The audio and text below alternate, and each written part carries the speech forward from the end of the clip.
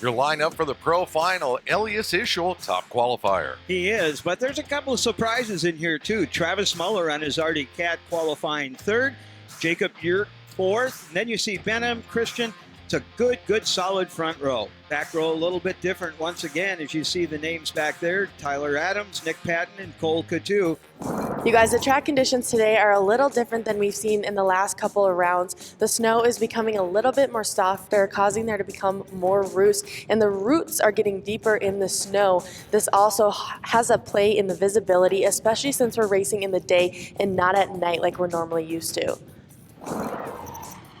And we're under starters' orders.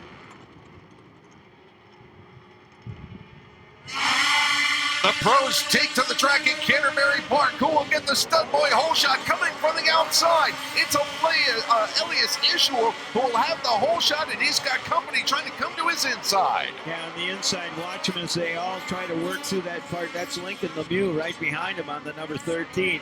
Lincoln, if you remember, was on the inside, or rather right about in the middle of the starting grid, and was able to kind of shake himself free too. But the Opdal Norway driver out of Boss Racing establishes himself right away. The last round, he did not get on the podium. He wants to reestablish who's going to be the leader in the points battle here, as he takes and works his way out front. And Lincoln Lemieux got seriously roosted coming off that skidoo corner. He'll change up lines now as he works behind Elias Isohel down into the Country Cat corner. Excellent start, it looked like, for, I believe, Logan Christian, who is now sitting in the third spot. Now, Logan didn't get a bad shot or start, neither did Aki Pallin. And Kyle Pallin, who was way to the inside on the podium last round, sitting in, I believe, fifth spot, he also got a pretty decent shot. Looked like he was going to get pinched, but was able to work his way back through it. But right now, they're all chasing that number 200. That is Elias Isohel. Isohel blasts through the Pirtek section of the course over the AMSOIL finish line jump here. 3 of 16 complete in this pro final. Lemieux trying to give chase as they head through the Country Cat and Snocross corners. He's about 3 or 4 sled lengths behind.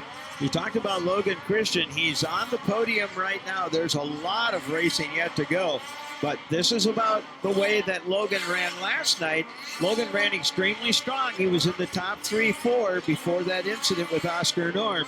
Let's see if Logie can hold on and get on the podium here today. And here's the battle further back. This is Kyle Pallin duking it out with Aki Pallin on that XPS Jimmy John skidoo. That's a battle for 4-5. Pallin sitting in fourth, Pallin in fifth. And it looks like Pallin is going to take and position himself right now to hold on to that position. But you can be sure that Pallin, the big, strong racer that comes from Finland, he'll be knocking on the door again. And this battle is about 1.2 seconds behind Logan Christian, who has that final podium spot for the moment. And Christian just moved up a spot. He made the move on Lemieux for second. Well, I tell you what, that's a great move. You know, Logan is racing within himself. I've talked to him a couple of times this weekend. It's like he said, you know, you try to forget what happened in the past and race in the future, but you could tell in the tone of his voice that he wasn't happy with like a 6th place finish. He wasn't happy with the last round finish. He's out. He wants to get on the podium. He wants to establish himself here as somebody that's a contender in the pro class. And now Lemieux trying for the comeback move through the U.S. Air Force Flyway. He got a better launch into that rhythm section. They'll both take the inside line through the Polaris turn. Let's see if Lemieux can cross him up here. Nope, not close enough. Logan out in second spot, still leading Lincoln Lemieux around. I stand corrected. I said that in the last round he got together with Oscar Norm. It was actually getting together with Elias Isohel, which was, pretty frustrating for him. And, well, he's looking strong right now.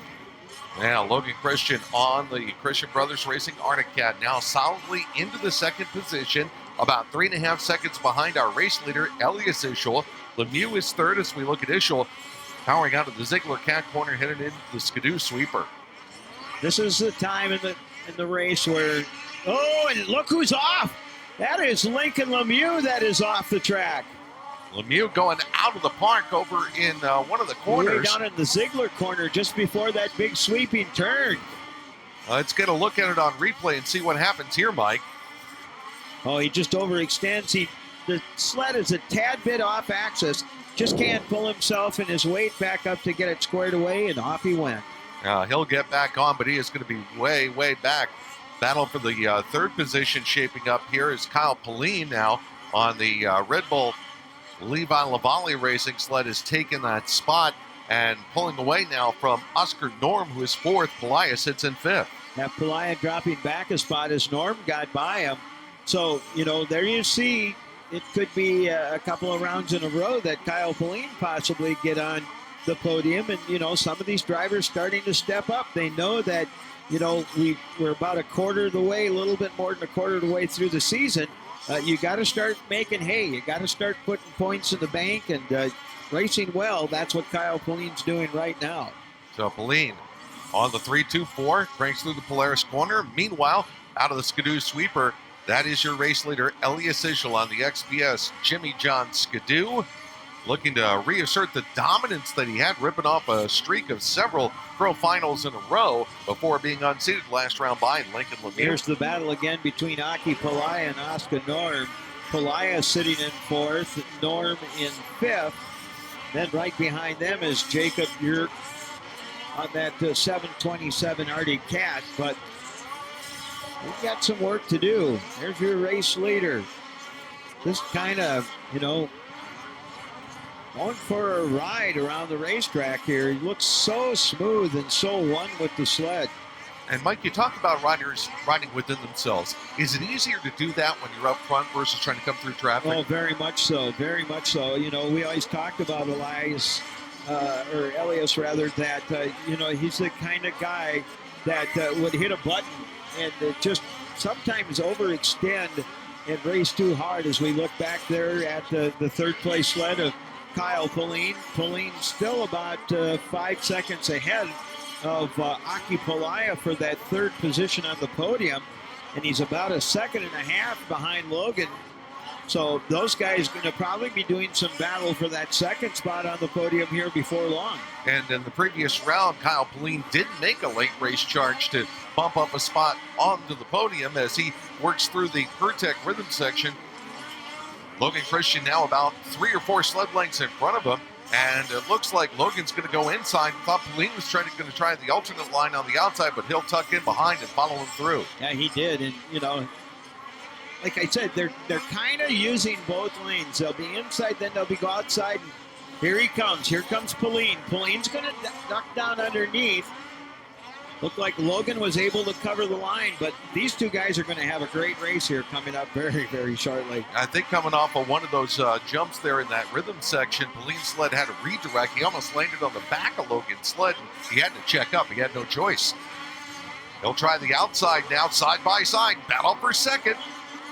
Burst of speed down into the corner.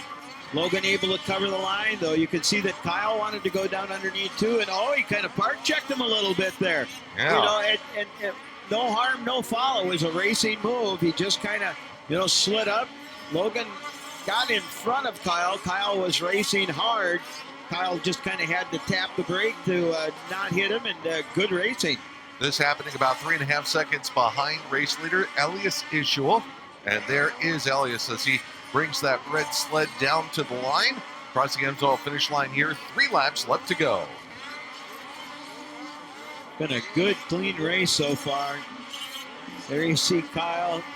And Kyle is falling back just a bit behind Logan, but he can mount another charge here if he knows he's got a couple of 2-3 laps left to go. There you see him going triple.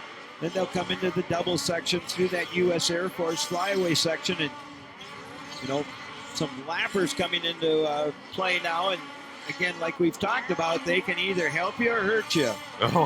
Logan Christian riding alongside Patton there basically said, I'm going to help you up to the very top here. Give me a little room. He slid him right up there. And then what he did is he slid in front of him so that, Kyle was going to maybe try that line, but it didn't work. Now they're bar to bar as they go back down into this corner again. And this is where this time Kyle going to stay outside, try to rail it around. Yeah, last time I think he had a mind to try to jump in ahead and take the lane away from Logan going into the corner. This time he goes around the outside and he's going to be able to stay with Logan here through the U.S. Air Force flyaway. These guys got a good race, and they'll race each other clean. Ooh, Kyle tried to go underneath. That didn't work. Logan covered the line, and Logan still holding on to second place.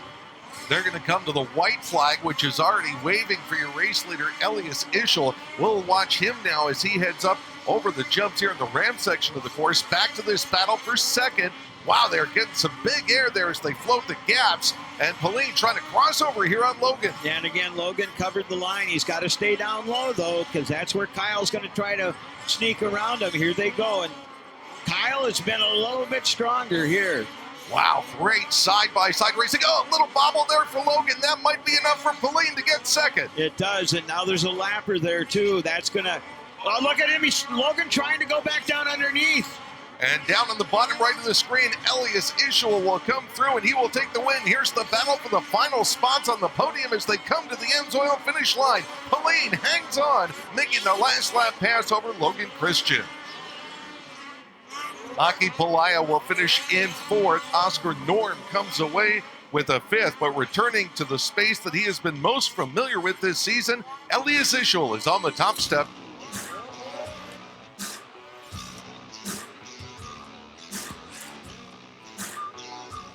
Great run by Logie. Let's find out more from one of the legacy teams of Snocross, Christian Brothers Racing. I'm Logan Christian, number 43 on the Arctic Cat Christian Brothers Racing sled. Yeah, so this year Christian Brothers kind of had a big change. We got Aaron Scheel and Anton Scheel, and then Brad Pake and Andy Pake out of one of our semi-pro trailers. Those two are competing against each other in the semi-pro class, and then myself and the other trailer and racing in the pro class. And the great thing about Christian Brothers, it's a family-run outfit, and everybody's real great to work with and work for. Dwight and Stuart are just amazing people to run underneath, and Logan's a real tough kid and always ready to push the envelope and give you your all. So it's great to work for people like that.